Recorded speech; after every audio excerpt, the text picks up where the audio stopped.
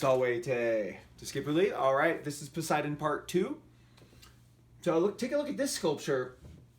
The artist here has done an incredible job of integrating Poseidon into this fountain to the point where, it's difficult to actually tell where the water begins in the sculpture, where the water ends and the sculpture begins. Notice the use of blues, and of course the greens that are developing naturally, like when water keeps hitting a surface, it tends to leave some deposits, or it's easy for life to grow on it, and it creates this amazing effect where you just can't quite tell where the fountain's ending and Poseidon's beginning. And look what the artist did with the face, really integrating that blue color, really making his beard and his hair be part of the ocean.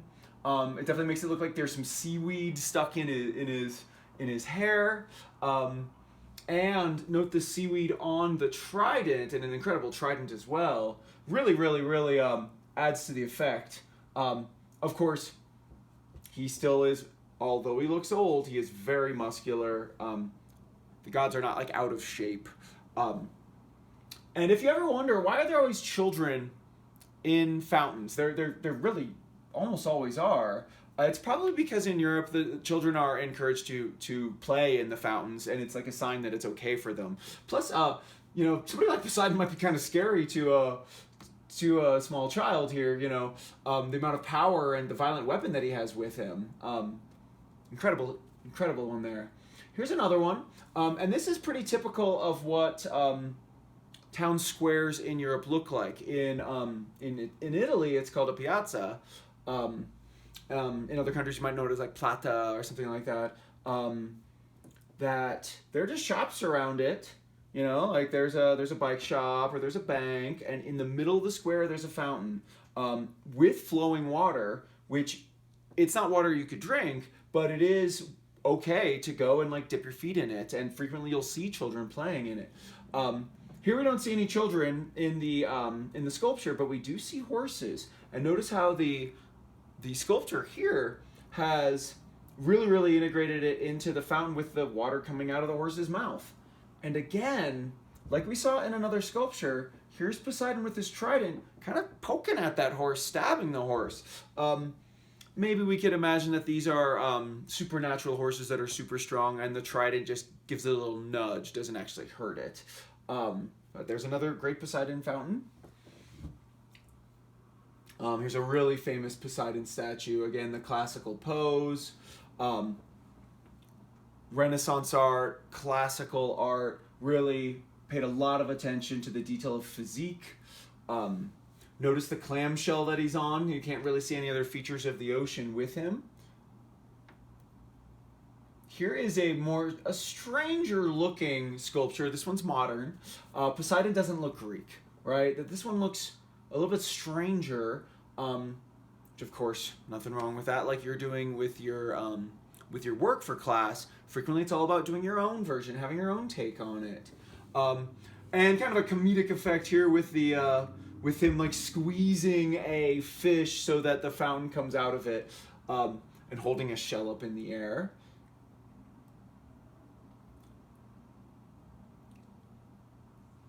If you notice, there are actually kids walking around, so this gives you an idea of how tall this is, which again is really good to have an idea of like how the Greeks viewed the gods, that they would be these enormous figures looking over us. Notice the octopus, and of course the turtle, fish right there, the giant trident, extremely strong, muscular, but with the hair and the beard. Great Poseidon right there. Okay, so this painting is, and this is Crane from the late 1800s, early 1900s. This one gives probably the best integration of how the horses and the ocean can come together in your mind. That is, imagine a wave of the ocean being a row of horses galloping, and you can see Poseidon as being both the lord of horses and the ruler of the ocean. Great painting here. And of course, here we see all the things about Poseidon that we need to see. White hair, white beard, trident, musculature, ocean. Here we see Poseidon and Apollo. Poseidon is yet another one of the gods. That is, frequently gods are just featured in stories because they need another character, or if the story features all of the gods. So here's just Poseidon and Apollo talking. And this is from the Parthenon, the famous Parthenon on the Acropolis in Athens. There's a Roman age statue of Poseidon. Again, notice the similarities with all of the other ones we've looked at.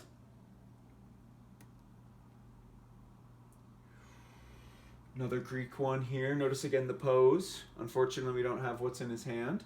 And if you notice these lines right here, we've talked about this in some of our previous videos. Damage done can be repaired. That is, if at any point, whether it happened in the ancient world or the Middle Ages or in the modern period, a statue is dropped and it is broken, we have people, archaeologists, scientists, people that work at museums, college professors, and their graduate students that will put it back together, and very little damage is left. 4th century BC Poseidon here. Poseidon on a coin. And again, it's a very, very simple image. The trident right here, making it utterly clear that this is Poseidon, despite the strangeness and simplicity of the coin. More with Poseidon here. There again is our trident, a kind of a fancier trident. Okay, so with each of the gods, I usually try to talk about at least one place where they had a temple. This is the incredibly famous Temple of Poseidon in Sunion. Sunion is not too far south of Athens. That is, it's a half an hour, hour-long drive down the coast from Athens to get to Sunion. And the temple is not that well preserved. That is, there are only a few columns left remaining, but the sights are utterly amazing. It shouldn't be a surprise that a really prominent Temple of Poseidon is right on the water.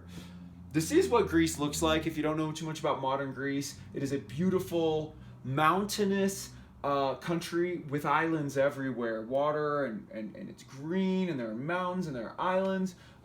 The Temple of Poseidon at Sunion is really, really great to see the views from. I mean, there's a boat. I mean, if you go to Greece, postcards of Greece are really popular to sell at like newsstands, and this is one of the most famous ones, is the Temple of Poseidon at Sunion. Incredible sunsets in Greece. Greece is just a beautiful country. Even if you don't have any interest in Greek mythology or history or language, going to Greece just to see the pure natural beauty of Greece, it's just incredible. From the temple, you can walk down here. I've put my feet in the water down there. So clear the water is. And here's a close-up, and you'll be able to tell that some of the columns have been restored and put back together, like we talked about in a few of our other videos. And usually I have like one funny slide at the end of each slideshow. Here is a kind of funny, comical Poseidon on the prow of a boat, of course. Poseidon, sacred to travel by sea. So that's Poseidon, our god of the ocean. His Roman name is Neptune. The trident, his weapon. He is a brother of Zeus, making him the son of Kronos and Rhea.